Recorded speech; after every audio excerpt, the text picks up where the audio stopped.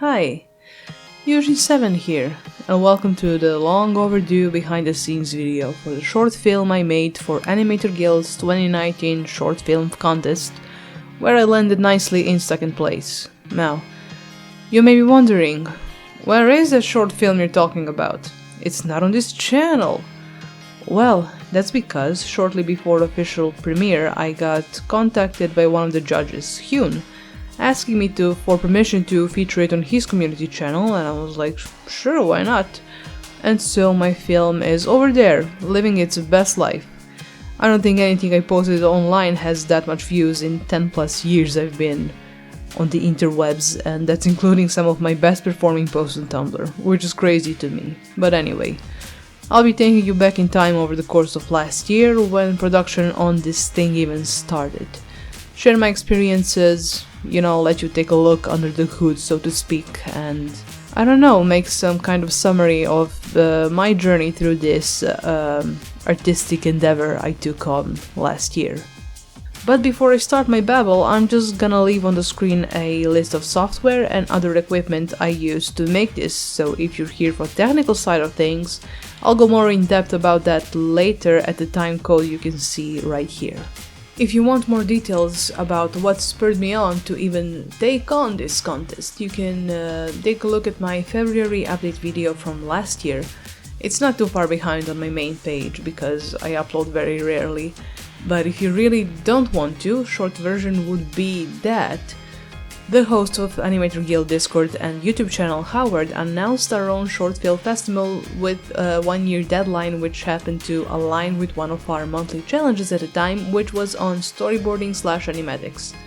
At that time, I started picking up animation again more seriously with Animator Island exercises, and I was also playing around with the idea of animating some memory fragments I had of my late mom for some reason. So when this came up, I thought that taking on projects like this could be a good way to both practice animation in a more elaborate way and also scratch that itch I had about holding on to fading memories of someone that was very important to me. And that monthly challenge with storyboarding was a great way to start. That animatic went through 3 iterations in total, and there were 2 versions of the storyboards before those.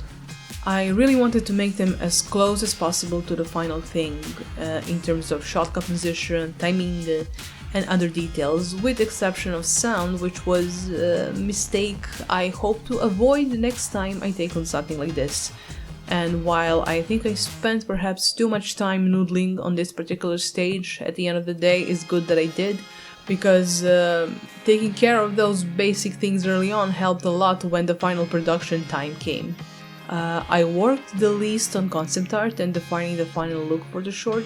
I only did it for A1 part, as I called it, and use it as base for other scenes, though my original intent was to change background style for all 3 parts of it, but maybe it's the best that I didn't go too crazy with that, for consistency's sake and all that. However, I do wish I developed backgrounds for that last part more, but it is what it is. I am not too unhappy about it considering the time constraint and working conditions I had, but it could have been better. I also didn't do that test shot phase of the pre-production that most experienced animators would recommend you to do. Just to get an idea for how long the entire process would be, from the rough cleanup, color, And in my case, it's in a way better that I didn't do it, because I would definitely come to a conclusion that it would take me too long to make it at a certain level of quality I wanted, and I would be tempted even earlier to quit. A bit of a spoiler, I seriously considered quitting at some point because I had lost about 2 months being in a general burnout limbo through September, October, and part of November. I was noodling on it during that time, but barely made any progress. Not to go into details, but a lot of things changed in my life at that time. There's stuff still going on, but basically I got no chill since 2020 started, if not earlier. Honestly, it's a miracle I even finished the damn thing. I literally worked on it until 2 hours before deadline, no joke. 2/3 of the soundtrack was done on that day also. God, that was a shit show, with me being confused about where my piano roll was after update, only to realize it was minimized on the underscreen the whole time. Anyway, I worked on the sound a bit more after deadline. The short film you saw at the premiere was the one with the rush sound, and the other one on Hyun's Dojo channel, that's the touched up version, along with some visual fixes I missed while editing the first time. Now, animation is huge work. Not impossible to do on your own, but you know, you gotta wear a lot of hats, so to speak, and have to organize your workflow and establish a pipeline as you would for entire team if you want to get anything done. I tried using spreadsheets and Trello to organize myself, but I didn't manage to make it work for me. Trello was the closest, but in the end I ended up in my notebook and I had progress sheet with certain phases printed out, and that's where the last 2 months of work were documented. This is where I was with production at the beginning of December, kind of scary to look at, because I barely started with anything. The end of November was my breaking point where I was debating with myself whether to quit or not, and as morbid as this will sound, I felt like I was too far along to abort this brainchild. Sorry, I mean, that went kind of dark. But, you know, I reached the point where it would feel a lot worse for me to quit after all this time and effort that went into it, than ending up with something that does not meet my lofty perfectionistic expectations. Over the years of lurking in general artistic community, I noticed that a lot of us are obsessed with this idea of perfection to some degree, and we're all chasing that, you know, ultimate brush set or tutorial that will enable us to make great art and, you know, get good. And, well, it is important for you to strive to improve your draftsmanship and fundamentals as much as you can, but this shouldn't stop you from creating and completing projects regardless of quality of end result. If anything, you can learn a lot more by bringing something to completion, because then it would give you because that whole experience will give you a better picture of what you need to work on. Anyway, that tangent aside, let's go back to production hell. So, somewhere around 20th December, my friend Manny Senpai, also fellow animator and novel writer, dropped in to help out with coloring for a few days between her own obligations around her book promotion, and her brief involvement got me to jumpstart a way overdue coloring process. And that's where I realized what I feared I would find out if I had done this test shot properly, and that is that coloring, or rather preparing the shot for coloring, is very time consuming as well, but what can you do? I couldn't quit now after getting this far, after all. A lot of corners had to be cut, unfortunately. If I knew how to cope with life better and didn't lose those 2 months, frame rate would certainly be higher. Yes, ironically, animation itself ended up suffering the most. And that was one main critique by judges, which I very much agree with. So does the audience. But can't have it all, I guess. Decisions had to be made, and I wanted it to be as close as complete as possible, not perfect. I can always add more frames later if I feel like it. So how about we go into more technical side of things, huh? I'm sure some of you are here for that specifically. Okay, so all of my animation and coloring was done in Clip Studio EX. Wonderful program. Well shilled for it, no shame. Definitely best investition I personally made. And here's how I went about layer structure for animation itself. When you want to animate in Clip Studio, you gotta open this timeline window, which is down here for me, but you can enable it in the window tab up there. And to start your animating, you have to make an animation folder, which will be mirrored where your layers usually are, and that's where you can switch between your frames as well. But there is this neat option to turn your frame layer into a folder, and within that folder you can have as many layers as you want, and it will still count as that one frame. That's why at first I wanted to put all of my line art color guides and the colors within that one folder frame thing. But when I started cleaning up things for final animation, I realized that's too impractical for me, so I decided to separate those phases into different animation folders. Roughs will be in one, clean lines in another, color guides in another, colors, etc.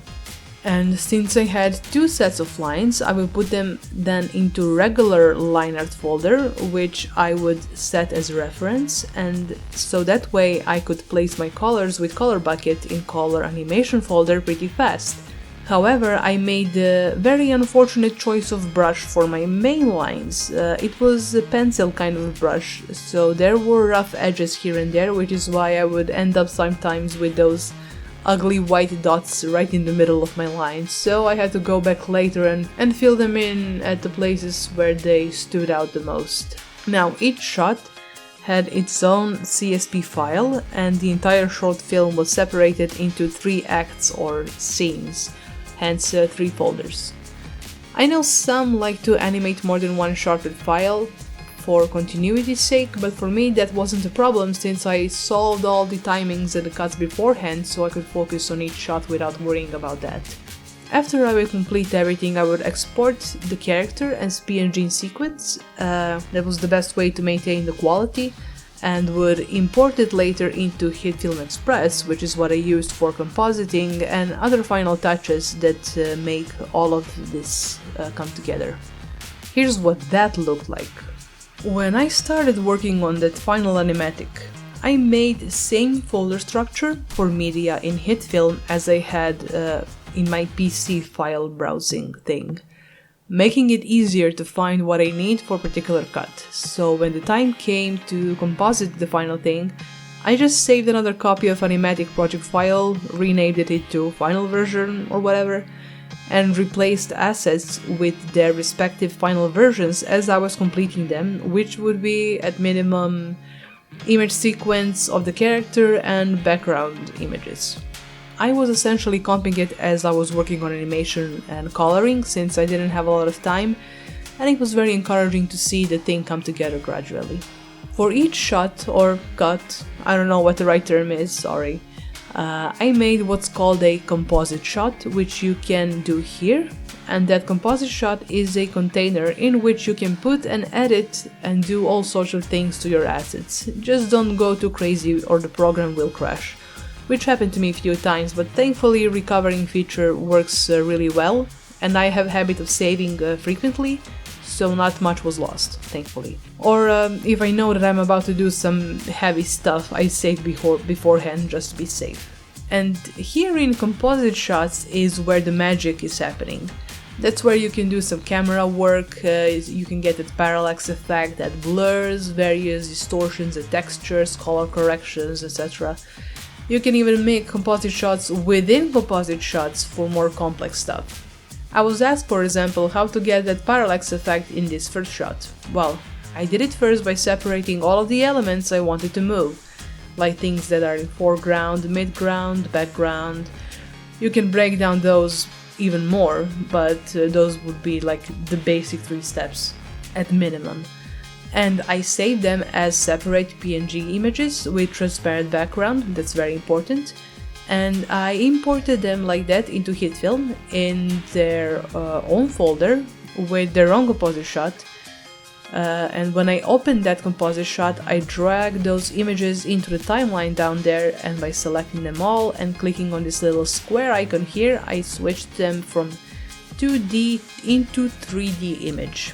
This action will automatically create a camera, and if you change the amount of preview windows you have over here, in one of them you can see the 3D space that now exists, where you can change position and size of all individual elements that make your scene, and you can animate the camera moving through them. Just don't forget to make one of those windows into active camera view.